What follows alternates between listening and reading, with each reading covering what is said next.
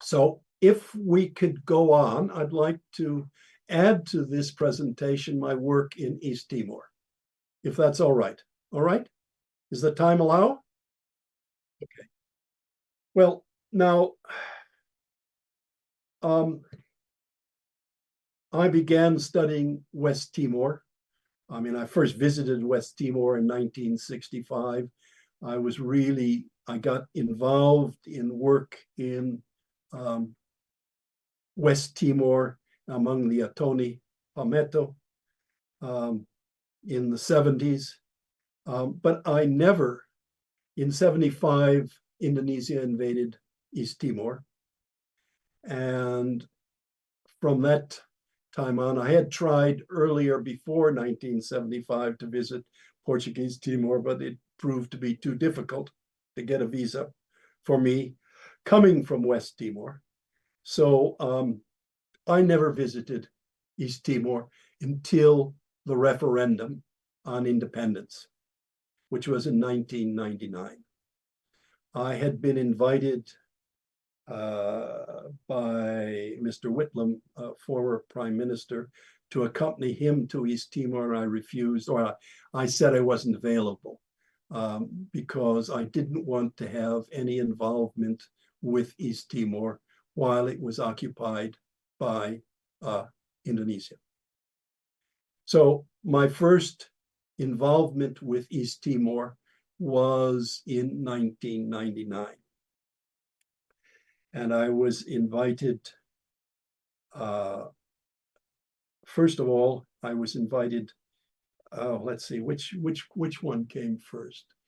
I was invited initially as a member of the Carter, Jimmy Carter formed a center called the Carter Center for Monitoring Elections. And I was invited to take part as a member of the Carter team to visit East Timor and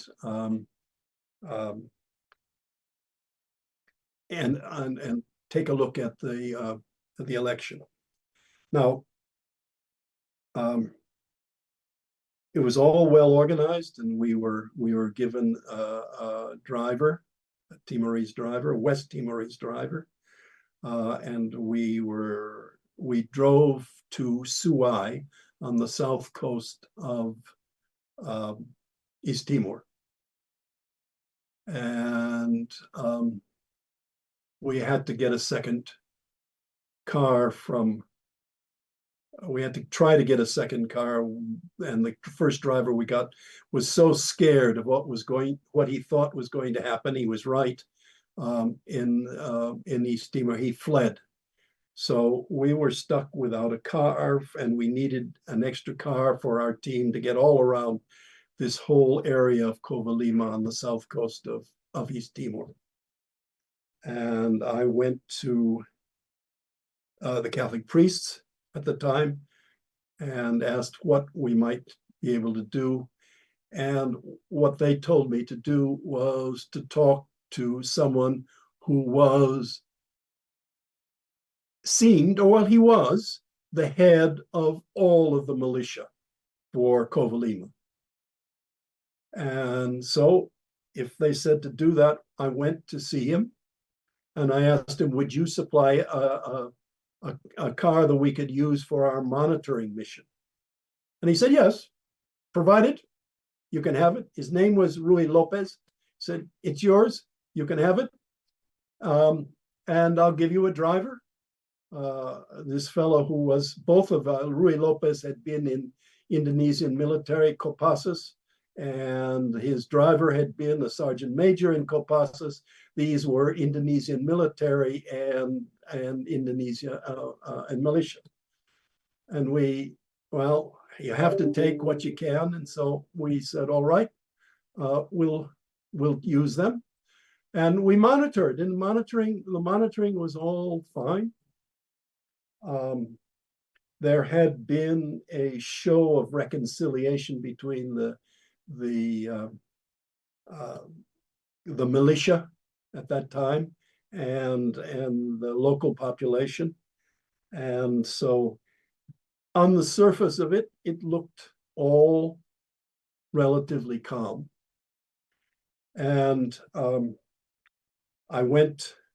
we were invited to dinner after the referendum.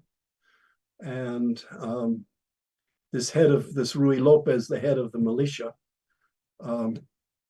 asked me and asked our team members, what do you think? How do you think it went? And that's the one thing we cannot comment on. We cannot comment on whose side's going to win or even make us fun. And so we had to hum and haw and say, oh, we don't know. And he broke out laughing and he said, the independence is won by what? He says, we've won by 90% more. And, we couldn't believe it coming from the militia. And of course, the whole thing was not what it appeared to be.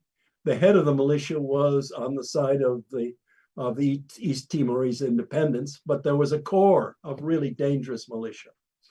So with one vehicle at hand, we were able to leave Covalima and drive back. You had to drive back into West Timor and around then into East Timor.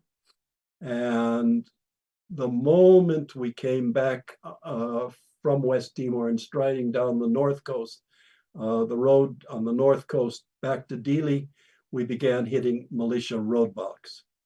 And each one of these roadblocks was terrifyingly, it was guns in your face, literally guns in your face. And as we got further and further, the people, certainly some of them were incapable of speaking coherent Indonesian because they were so drugged up. And we ran into one militia group, but we managed, and it was, the last was the worst, but we managed to get to Dili. And then Carter Center evacuated us from Dili because the whole hell was breaking loose. And it did break loose. And among other things, all of the priests, the three priests that we had been dealing with in Suai, all of them were murdered, as well as 50, 70, 80 people were murdered. I've written a piece about violence, the ceremonies in prelude to the violence that occurred. So I've tried to document it. Horrible, horrible incident. But very soon afterwards, I was invited back again to East Timor, and this time on what was called the Joint Assessment Mission. This is when the Indonesians had left, the Australians had taken over, and there was a joint East Timorese, well,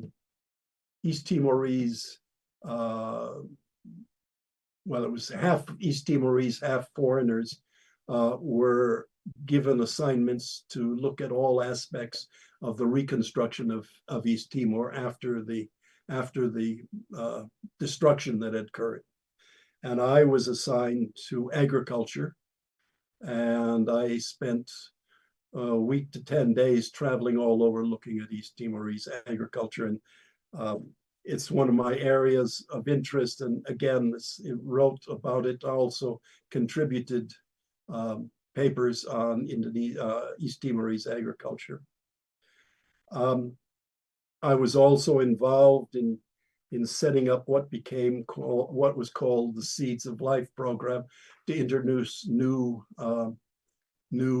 crops, not new crops, but new varieties of crops, of traditional crops in East Timor. But then, and this is the third thing, and again, not long after I had left East Timor, oh well, no, I should say this. At this point, I was invited by Sergio de Mello to become one of his advisors in Dili. And at the same time, I was appointed as the director of the Research School of Pacific and Asian Studies. I chose ANU rather than the UN, and I'm glad I did. But that was that was in the offing. But then probably the most significant of all was that I was invited back.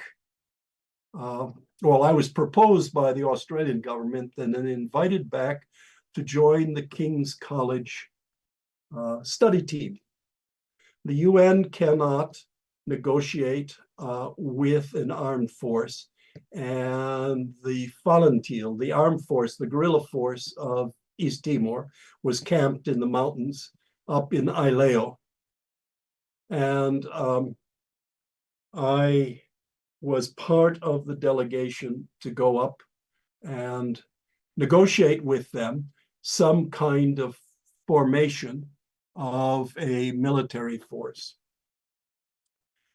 And again, the curious thing, our delegation consisted mainly of people who knew Portuguese.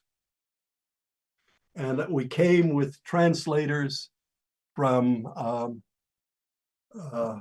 Angola, and we went through a ritual whereby we would have to speak in English. They would translate it, even though our head and several other people spoke Portuguese. They would translate it from Portuguese to Tetun. Then they would discuss it in Tetun, and then it would go back to Portuguese and go back to English. And we went on like this for days. At the same time that all this formal negotiation was going on, every time we took a break, the only language they really knew was Indonesian. And as it turned out, half the military, three-quarters of the military that were fighting the Indonesians had been former Indonesian soldiers. And so I was in my element. I could talk to everyone, could travel. There was no one I couldn't, well, except for one commander who didn't know Indonesian very well. Everyone knew Indonesian, and you could get around. You could talk to everyone, and you could talk frankly, and and there was no problem. And so I had a great time because I had access to everyone. But anyway, we went on.